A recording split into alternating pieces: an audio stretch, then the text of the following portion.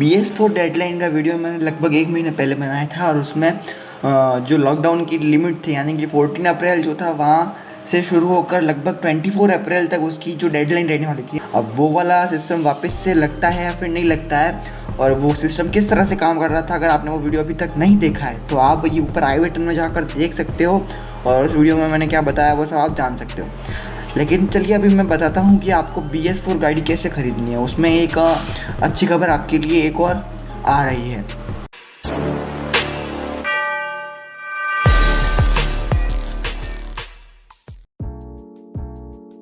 अगर आप इंटरनेट पर थोड़े आर्टिकल पढ़ने का शौक़ रखते हो तो आपने अभी थोड़े दिन पहले ही एक कोई आर्टिकल देखे होंगे ऑटोमोबाइल रिलेटेड की। उसमें दिखा है कि जो ऑटोमोबाइल इंडस्ट्री के जो डीलर है वो फ्रॉड करने में लगे हुए हैं, यानी कि BS4 कार्स जो है उनको अपने रिश्तेदारों के या फिर अपने जानकारों वगैरह के या फिर अपने खुद की फैमिली मेम्बर्स पे वो क्या करने वाले हैं कि जो गाड़ियाँ हैं BS4 स्टॉक पड़ी हुई उनको ट्रांसफ़र कर रहे हैं, उनके नाम पर रजिस्टर कर रहे हैं, यानी कि एक तरह से उनको बेच रहे हैं, ये समझ लो आप।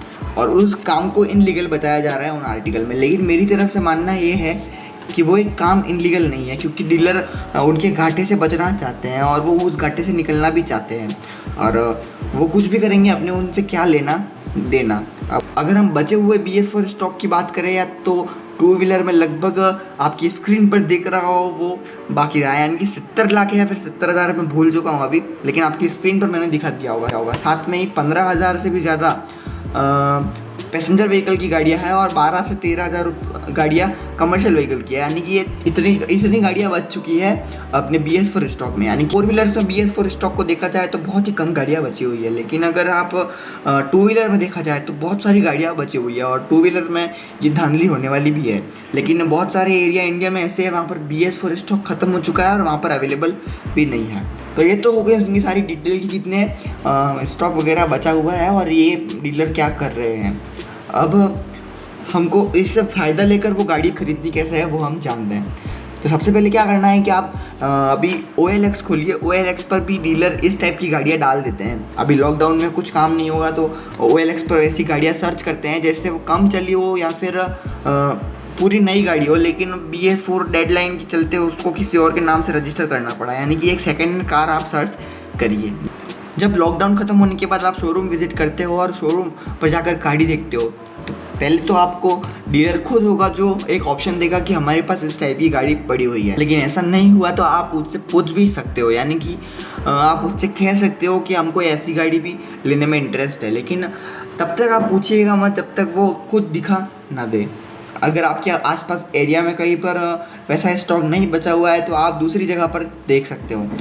ये फ़ायदा आप लगभग 2 व्हीलर मार्केट में ज़्यादा उठा सकते हो।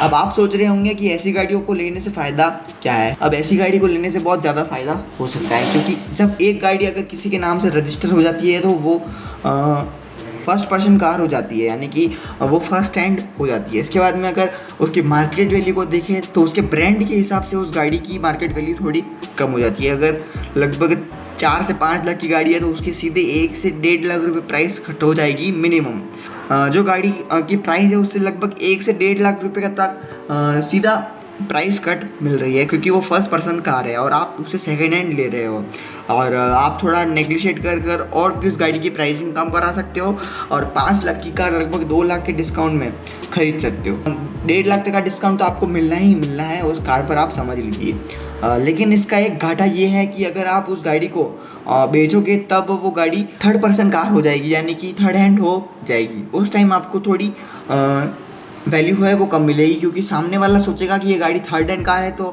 इसका मतलब ये गाड़ी बहुत ज़्यादा घूमी फिरी होगी या फिर बहुत ज़्यादा ठुकाई होगी। लेकिन अगर आप अपने पेपर वर्क को बताओ और कहो उसको कि ये BS4 डेडलाइन वाले में ली गई गाड़ी है तो आप उसको कन्वेंस कर सकते हो और अपनी गाड़ी की प्राइस अच्छी खासी उसके सामने लगा सकते हो।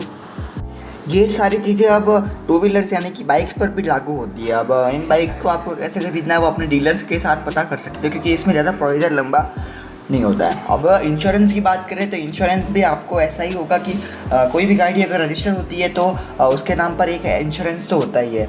अब अगर थर्ड पर्सन इंश्योरेंस हुआ तो आप जब भी वो गाड़ी खरीदोगे तब आप उसको शायद से फर्स्ट पार्टी इंश्योरेंस में भी कन्वर्ट करवा सकते हो। आजकल ऐसा प्रोविज़र आता है।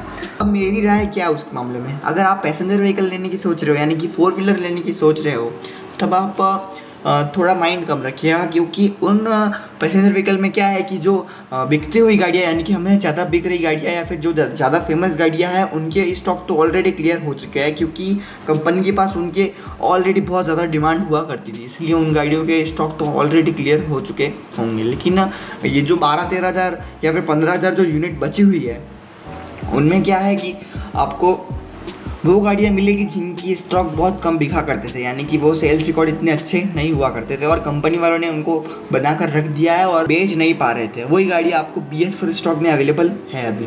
साथ में मोटरसाइकिल में भी ऐसा ही कुछ है, लेकिन बहुत ज़्यादा मोटरसाइकिल भी बाकी रह गई है, क्योंकि जो 2 व्हीलर की डिमांड है वो लगभग बहुत ज़्यादा है 4 व्हीलर की डिमांड के हिसाब से। उनका स्टॉक भी इसके सामने बैलेंस हो जाता है, यानी कि इतनी कोई फ़र्क नहीं पड़ता है उस मामले में। तो ये लॉकडाउन के चलते आप अपना थोड़ा दिमाग लगा सकते हो और ऐसी गाड़ी को ढूंढ कर बहुत अच्छा सौदा पा सकते हो। थोड़े बहुत नेगेटिव्स होंगे, लेकिन वो नेगेटिव इतने भी ज़्यादा नेगेटिव नहीं है कि उनके पॉजिटिव के सामने टिक पाए। तो that's all for today guys. अगर वीडियो पसंद आए तो लाइक कर देना, चैनल सब्सक्राइब किए बिना जाना। जय हिंद, जय भारत, धन्यवाद।